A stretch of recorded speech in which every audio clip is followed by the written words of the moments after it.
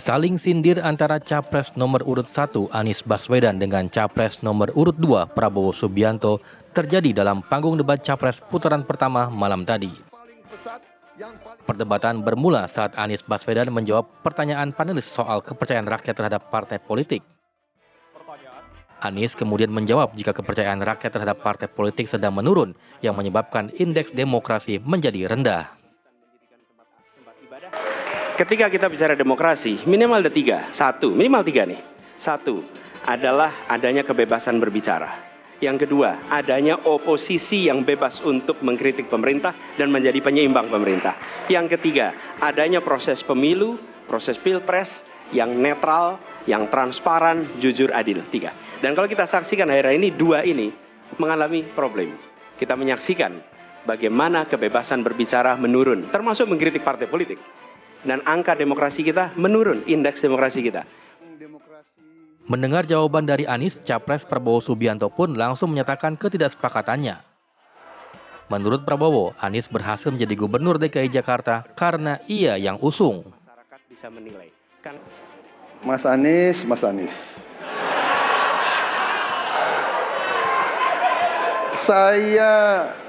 Saya berpendapat Mas Anies ini agak berlebihan. Mas Anies mengeluh tentang demokrasi ini dan itu dan ini. Mas Anies dipilih jadi gubernur DKI menghadapi pemerintah yang berkuasa. Saya yang mengusung Bapak.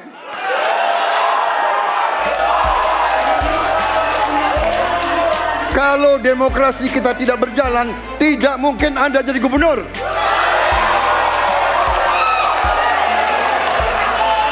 Kalau Jokowi diktator, Anda tidak mungkin jadi gubernur. Saya waktu itu oposisi, Mas Anies. Anda ke rumah saya, kita oposisi, Anda terpilih. Waktu habis, Bapak. Harap tenang. Perdebatan tidak berhenti sampai di situ. Anies kemudian menyinggung jika Prabowo tidak tahan menjadi oposisi. Ketika kita menghadapi sebuah proses demokrasi, di situ ada pemerintah dan ada oposisi. Dua-duanya sama terhormat. Dan ketika proses pengambilan keputusan itu dilakukan, bila ada oposisi, maka selalu ada pandangan perspektif berbeda yang membuat masyarakat bisa menilai. Karena itu oposisi itu penting dan sama-sama terhormat. Sayangnya, tidak semua orang tahan untuk berada menjadi oposisi. Oke? Seperti sampaikan Pak Prabowo tidak tahan untuk menjadi oposisi. Apa yang terjadi? Beliau sendiri menyampaikan bahwa tidak berada dalam kekuasaan membuat tidak bisa berbisnis, tidak bisa berusaha. Karena itu harus berada dalam kekuasaan. Kekuasaan lebih dari soal bisnis, kekuasaan lebih dari soal uang, kekuasaan soal kehormatan untuk menjalankan kedaulatan rakyat. Perdebatan antar capres terus berlangsung hingga akhir. Para pendukung yang hadir tak henti-hentinya meneriakkan dukungan kepada para capres yang membuat suasana debat semakin seru. Tim TV One mengabarkan. Debat Capres putaran pertama malam tadi pemirsa berlangsung seru. Lantas apakah format debat putaran pertama ini akan menjadi pakem dari KPU untuk debat-debat selanjutnya? Kita akan mendiskusikan ini pemirsa bersama dengan salah satu komisioner KPU yaitu ada Mbak Betty Epsilon Idrus. Selamat sore Mbak Betty, apa kabar? Selamat sore Mbak Tisa, alhamdulillah sehat. Mbak Betty, gimana nih KPU menilai jalannya debat yang berlangsung tadi malam? Apakah mungkin ada hal-hal yang perlu dievaluasi? Kami sendiri lengkap dari Ketua, Anggota, dan Sekjen KPU Republik Indonesia ada di lokasi melihat langsung perhelatan debat pasangan calon untuk yang pertama dan akan ada yang kedua, ketiga, keempat, dan kelima. Alhamdulillah tadi malam berjalan amat menarik untuk perhelatan debat karena debat adalah salah satu metode kampanye yang diatur lewat Undang-Undang 7 tahun 2017. Sebagai salah satu metode kampanye, tentu debat menawarkan visi misi program kerja citra diri setiap pasangan calon untuk disampaikan kepada publik dan publik dapat menerima itu, lalu kemudian publik dapat membandingkan dari ketiga pasangan calon yang kita sudah tetapkan sebagai pasangan calon presiden dan wakil presiden. Disitulah perdebatan terkait dengan visi dan misinya untuk tanda kutip quote and quote dijual kepada masyarakat, dan masyarakatlah yang akan menilai dari prosesi debat ini kepada siapa kualitas yang terbaik untuk mereka coblos nanti di balik bilik suara, Mbak Tisa. Evaluasinya ada tidak Mbak Betty? Mungkin hal yang harus, oh ini kayaknya mungkin harus diubah, atau ini mungkin ada hal yang harus ditambah, atau hal yang dirasa nanti nggak perlu nih untuk debat-debat berikutnya? Untuk debat yang pertama ini tentu sudah menjadi benchmark-nya KPU. Bahwa kami mendapatkan masukan dan tanggapan tentu ada. Perbaikan-perbaikan apa yang harus diperbaiki, seperti apa, tentu kami harus pelajari dulu ya Mbak.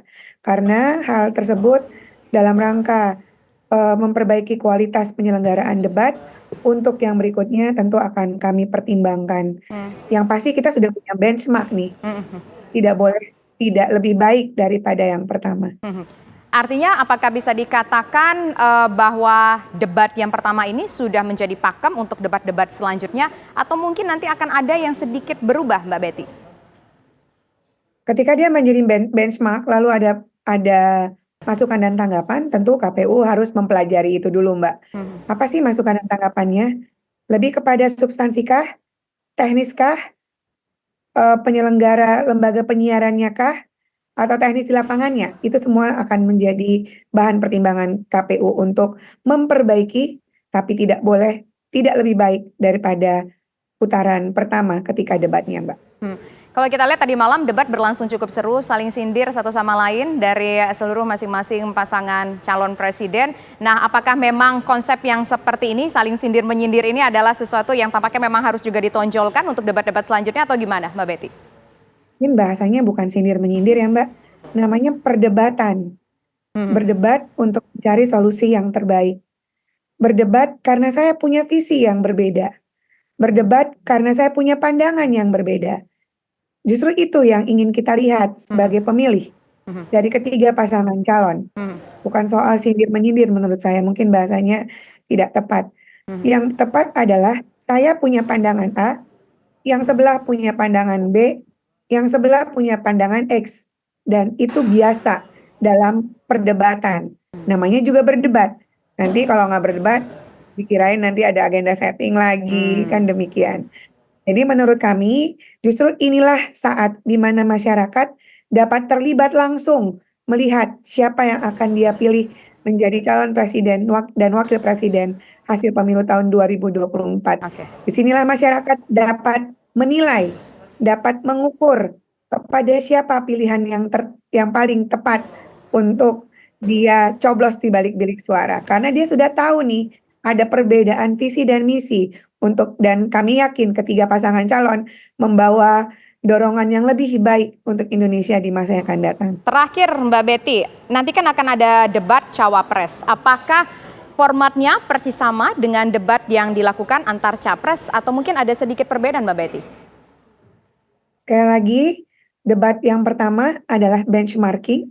Kita akan kumpulkan semua masukan dan tanggapan untuk kemudian kita bicarakan, kita pertimbangkan.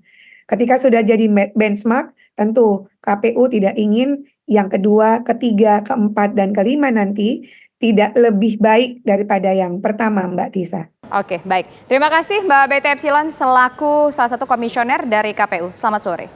Pemirsa, sejumlah informasi penting lainnya masih akan kami hadirkan usai jeda berikut. Tetaplah bersama kami.